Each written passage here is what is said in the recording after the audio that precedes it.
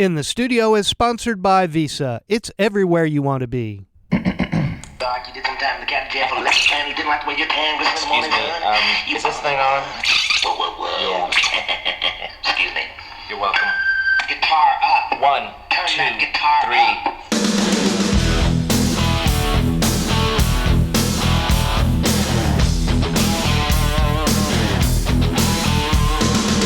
Hi, and welcome to In the Studio. I'm Redbeard, bringing you the stories behind the greatest rock albums in history. Today we go in the studio for the 15th anniversary of one of the most popular albums from the 80s. When I think about that time, 1984, is one of the best times and one of the worst times of my life. It was the best time because from the recording to, going out on tour and that being, probably the biggest production we ever went out with on tour, right up until the time to where, Dave left the band, which was probably one of the saddest times of my life. But I'll always think back on, 1984 as really something special, actually. He blindsided us because he did that Crazy from the Heat thing, and I thought that would relieve some of his creative tension or whatever was happening with him, and that he'd be fresh to come back and do another record. Instead, he quit, and we were in shock. Hey, Michael Anthony from Van Halen here, and I'm in the studio right now for the 15th anniversary of Van Halen's 1984 album. History, even rock history, is a funny thing. Recollections dim. Present circumstances often change the way we view the past. Nothing can change the facts of history, yet the truth can be elusive. As actor Lee Marvin once said, it all depends on who you're drinking with. Case in point, you pick up any valid rock reference book and check out what America's finest rock writers say about the band Van Halen, from its debut in the winter of 77-78 up to the release of its biggest album ever exactly 6 years later, appropriately entitled simply 1984. Now, all the rock reference books call Van Halen's debut a new standard for the second era of hard rock, and well, they should. As its sales are over 6 million, it's the quintessential melodic hard rock template for everything that followed. But the guys in Van Halen, they were told that the album had not yielded a hit single. Every album thereafter by Van Halen would sell multi-platinum and go into the top 10 album sales. But the three original members, drummer Alex Van Halen, bass player and harmony singer Michael Anthony, and guitarist extraordinaire Eddie Van Halen, they recall that forces outside the band were encroaching increasingly on their musical direction, trying to force them to get that hit. Van Halen's fifth album, 1982's Diver Down, actually peaked at number 3 on the chart. But half the album was comprised of cover songs. We're talking oldies that the band would have covered in their formative days playing clubs in Hollywood. Yes, sales were high, but so was tension. First, Alex, then Eddie Van Halen. There are a number of different people involved in making a record. There's the band, there's the producer, and there are the executive producers, and there are people at the record company. And when you first walk in fresh, it's not your place to sit there and tell these people what to do. Especially when you don't have a clue, you know? You're just going, and so, why is it going like this? And I didn't know this is how it was going to be. So you respect... ignorance, You respect what other people think is the right thing to do. And the old cliche used to be that if you take a song that was a hit in the past, you're halfway there. So I used to ask, well, halfway there doesn't quite cut it for me. That's like being with a woman that's half naked. Well, as long as It's the right of part, course I know. Well, which half? But that was the doesn't matter. That was the basic philosophy. And again, in a band where you're running things by committee, you have to be flexible. There's not one person who calls all the shots. And if somebody wants to do a particular song, and we were all open to doing it, well, then we would give it our best shot. Al, and it's so damn diplomatic, it's making me sick. But that's the truth, Diver Down, our fifth record, had half cover tunes. And I had it personally up to here with it. That's why I built studio. I would rather bomb with my own music than make it doing someone else's music. Featuring Alex Van Halen's Four on the Floor kick drums, driving that song about singer David Lee Roth's red Italian sports car. That's Panama from Van Halen's album 1984. Around their fourth album, Fair Warning, Eddie Van Halen shared his home studio idea with Van Halen bass player Michael Anthony. He had talked about it for a while, but it was after the Fair Warning, or during that time, that I knew that he was interested in doing it. It was just going to be a thing where, the band, where we would record and rehearse and be just for the band. And I think around the time that he was doing that too, there was a lot of this. There was some controversy going on, or something about privately owned studios that people were making money on recording bands in their studios. And I think they tried to jump on Ed for that also. It was funny because he built this structure, and it wasn't really, I don't know if I should say this if anyone's going to hear, to code, or he wasn't supposed to be building a recording studio there, so he told the inspectors and everybody that it was a racquetball court. So, and we actually did play some racquetball in it. But that's when we kind of passed it off for the permits and everything. And it's really funny because jumping ahead a little bit here, once the studio was finished, I mean, it got to a point to where it sounded good and everything was great, and the studio was only like half finished. I remember there was outboard gear and there were things that were just nailed or screwed into the 2x4s. There wasn't even any drywall or soundproofing in the control room or anything like that. We just kind of, for a long time too, just kind of left it like that. We wanted a little more control over the recording process. But I mean, there was no real master plan, but it was like, this is going to be our place and nobody can penetrate it, and the record company can't come here unless we invite them. And this is going to be our place where we can come day or night, whatever, and just make music, record our music, and have a good time doing it. And that's kind of what the premise was. Over the years, some seeds of discontent had been sown within the band Van Halen. By fall 1983, when it was time to record a sixth album, those seeds had taken root amidst the pressures of constant touring and recording, conspicuous consumption, and mismanagement. The rock press lined up for outrageous quotes and antics from Van Halen original lead singer David Lee Roth, while music aficionados were mesmerized by Eddie Van Halen's inventive guitar techniques. It seemed to work okay in the short term, but two distinct factions grew out of it. Here's Michael Anthony. All I ever personally wanted to just be in a band and play bass and have a great time, and I know Ed and Al feel the same way. We all love playing music. I don't know, I guess it is true when they say singers are a breed apart, because with Dave and also Sammy, they were pretty outspoken guys. In the early days, Ed, Al, and I, after a while, when it got to be around the 1984 and around that time, Dave, I remember him saying that he wanted to take care of most of the interviews, and he was really into that. And us three were saying, well, that's great. You can do that because we want to play and focus on the music. It's kind of weird. I think, Ed, Al, and myself, it's always been about the music. In the early days, we were kind of content to let the lead singer take care of the flash and the glamour and the clothes. I remember Roth was always saying, hey, you guys should wear this and wear that and whatever. And before I even joined Van Halen, I wore nothing more than jeans and a T-shirt when I played in a band. And so, next thing you know, I'm wearing gold lame, and I was like, whoa, what's going on here? Van Halen had been teamed with veteran producer Ted Templeman ever since their spectacular debut, but by graduating to their own recording studio in Eddie Van Halen's backyard, an umbilical cord of sorts was cut.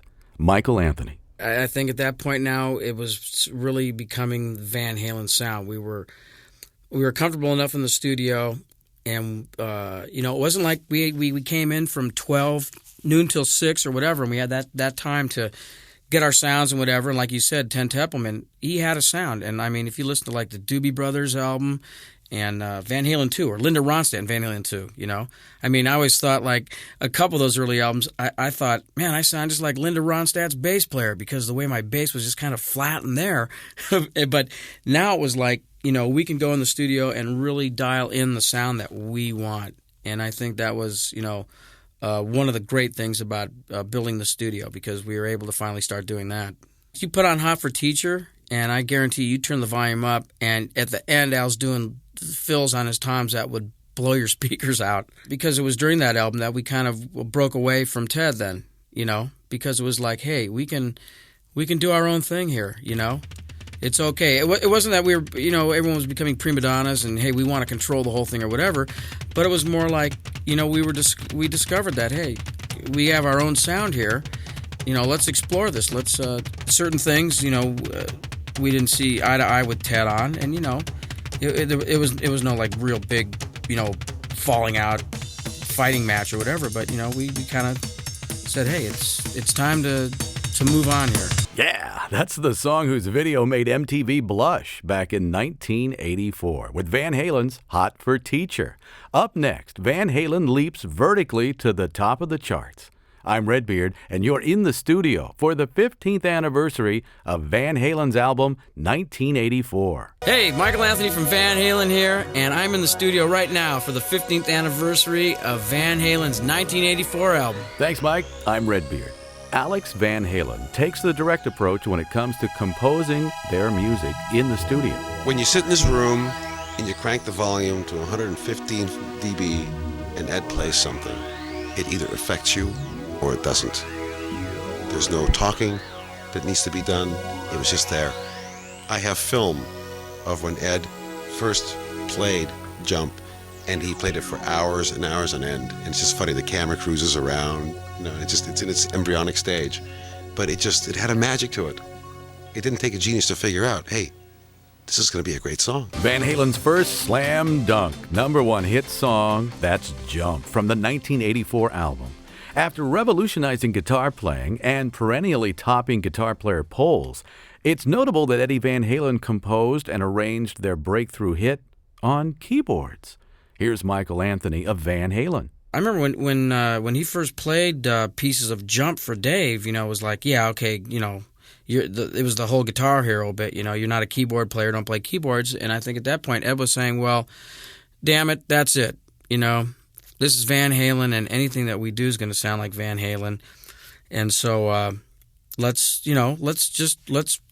whatever we feel, let's put that out. Let's not be controlled by what we should write, or, we should write a hit that sounds like this or whatever. Let's do our own thing. More than ever before, that when 1984 was coming about, that's the way Ed was feeling. And he said, this is my keyboard tune.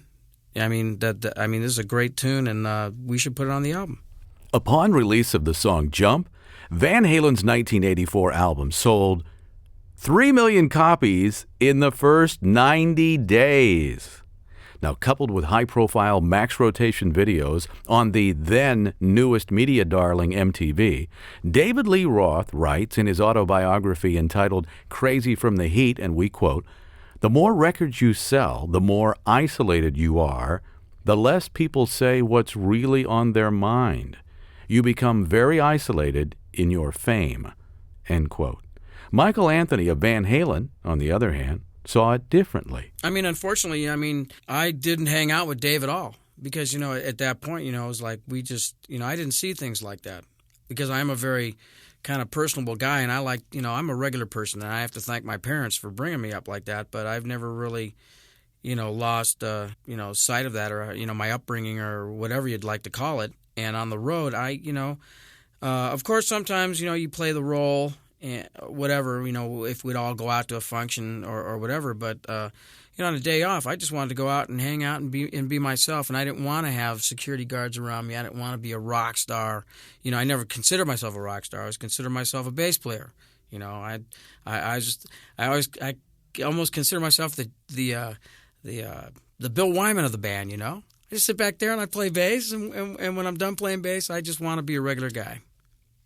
I don't like to talk about myself, but I always consider myself pretty centered, and everybody goes, yeah, Mike, you're that one guy that never, you're always like straight on line, right down there, right down the middle, be it live or whatever, I'm there to do my job, and I love doing it. From Van Halen's multi-platinum 1984 album, that's Drop Dead Legs. Up next, amidst their greatest success, tensions sever Van Halen in two and threaten the band's very continuation. I'm Redbeard, and you're in the studio for the 15th anniversary of the album 1984. Michael Anthony of Van Halen here, and right now I'm in the studio with my buddy Redbeard. Thanks, Mikey. Van Halen went from stardom to superstardom over the course of the year and album 1984. Previously selling out arenas, now Van Halen had to spend up to 3 nights in each major city to try to accommodate their fans. All the while, intra-band problems persisted. Here's Van Halen bass player and harmony singer Michael Anthony. There was growing tension within the band, and it was becoming more of a job than being fun. You know, at some point, you know, all of a sudden you get people that gain a little wealth, a little notoriety, and all of a sudden, sting, it goes right to their head. And you know, just from my observation, you know, Dave was like he was pretty well caught up in the whole thing about what Van Halen was and how big we had grown. And I think that really contributed to like the growing tension between him and the rest of the band. I think he was definitely thinking about himself and that I am a big part of Van Halen, or I am Van Halen, or whatever, you know. And we were, Ed Allen and I were the backup band, you know. But he never once came to me to ask me, you know, as far as that goes, because I mean there was a little bit of friction between Dave and me at that point anyways. One of David Lee Roth's finest vocals from Van Halen's 1984 album, that's I'll Wait, co-written with Doobie Brother Michael McDonald. Now, depending on who you talk to, the tension among the members of Van Halen during the 1984 tour was either abated or intensified by their road manager and later personal manager, Noel Monk. I asked Van Halen's Michael Anthony to characterize Monk. A piece of work. No, we used to always call him Little Caesar. He was the kind of guy, he was a security guy. That's how he started out with us. And his big thing, I mean, he'd have the Soldier of Fortune magazines piled up a mile high all around him. And even after he became our manager, he had himself a house out here in California in a city called Eagle Rock that was barred. And I mean, you go down in his basement and he had guns locked up and he had food and water enough for like 3 months. And I mean, we used to call him Little Caesar. I mean, because he kind of like ran the whole operation that way too. When we go out on tour, we had no less than about 7 or 8 security guys at any one time. Usually they were always around Dave because Dave was the one who demanded it. But I mean, these guys all had nicknames like Hacker and Slasher and whatever. And you know, we'd be on our way to the show, and they'd be going on the walkie-talkie. Hey, this is Slasher. We got a wild cherry coming in, and it kind of the whole thing he ran like kind of like a military operation.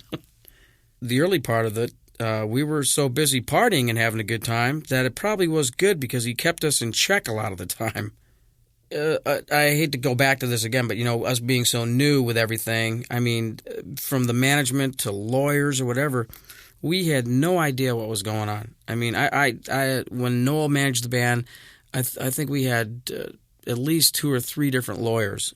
And it was one of those things where you needed a lawyer to come in to decipher what your lawyer was trying to say, because we really didn't know what was going on. You know, we'd look at each other, they go, sign this, you're going to blah, blah, blah, blah, blah, blah, blah, blah, and would go, oh, okay, you know, no problem. So we were kind of like not oblivious to it, but, you know, we were kind of pretty ignorant as to the whole management and the money and all that stuff in the beginning also. I guess the record company back then was kind of afraid that we were going to go out on our first tour and kill ourselves. They wanted to make sure that we were around to at least fulfill our contract. But he went on to become our manager, and actually he managed us until right after the 1984 tour, and it was right before Roth left the band that we fired him. Actually, the firing of him kind of is what kind of got the whole ball rolling, and you know, the whole thing with Roth happening, and then him leaving the band. Michael Anthony of Van Halen recalls his first awareness that lead singer Roth might do a solo project. I think it was right after the tour, right after or maybe even during the tour. I know that he had talked about doing something, you know, like whether it be like, hey, yeah, you know, I like to cut my own thing, kind of like a Sinatra type deal, you know. I think he looked at himself as doing something like that, you know.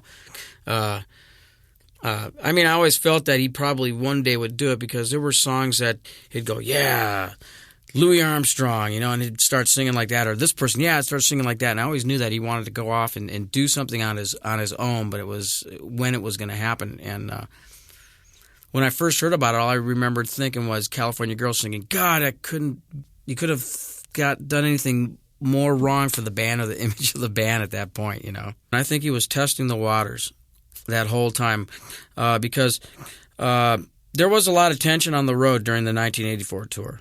I admit that there were nights where there were close to some, fist fight type deals going on, and we could tell that there was a lot of tension going on right now. But Roth, he was the kind of guy that I don't think he was underhanded to deliberately plan something. If he wanted to do something, he came right out and did it. And there was no I don't think there was any scheming or hey, I'm just gonna sit back and wait till this time and do that to the band, And I think he was testing the water, And then when he decided to do this EP, and it was all jumbled up in a time to where we were having problems with our manager, and there were skeletons coming out of the closet there. And everybody was pretty mixed up at that time, and I think maybe just off the top of my head, looking back, I think maybe he just saw that as the perfect time to go in there and do that EP that he did, do the California Girl sing and test the water.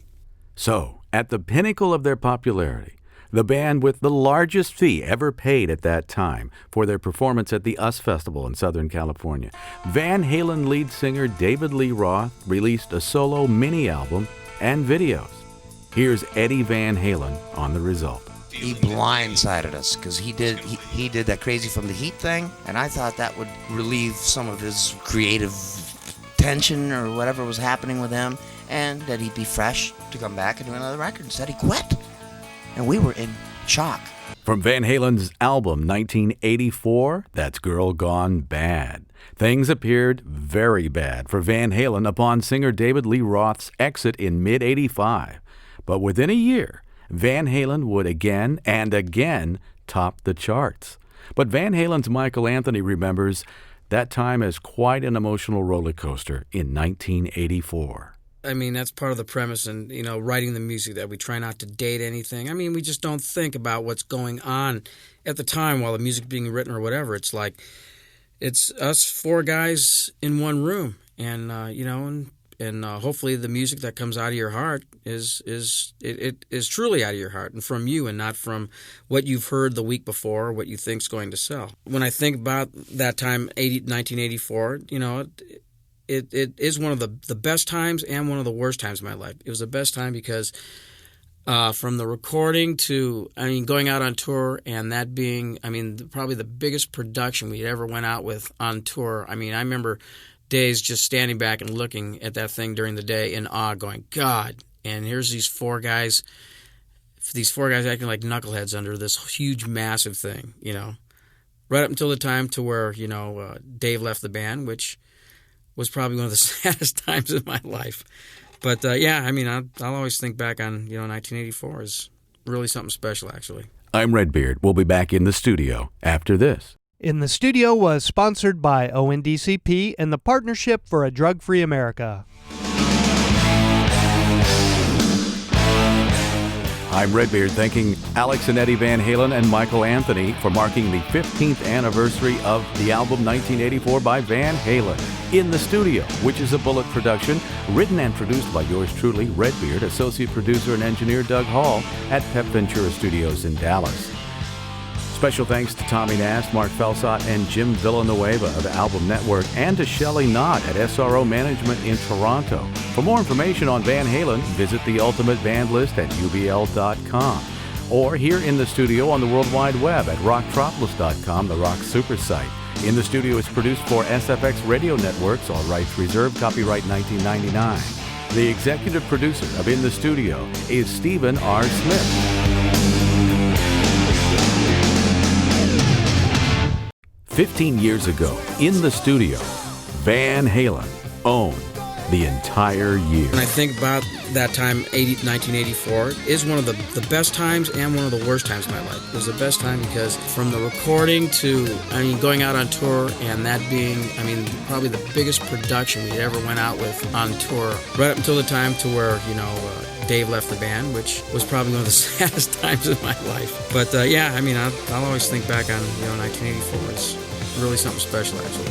He blindsided us because he did that crazy from the heat thing, and I thought that would relieve some of his creative tension or whatever was happening with him, and that he'd be fresh to come back and do another record. Instead, he quit, and we were in shock. Hey, Michael Anthony from Van Halen here, and I'm in the studio right now for the 15th anniversary of Van Halen's 1984 album.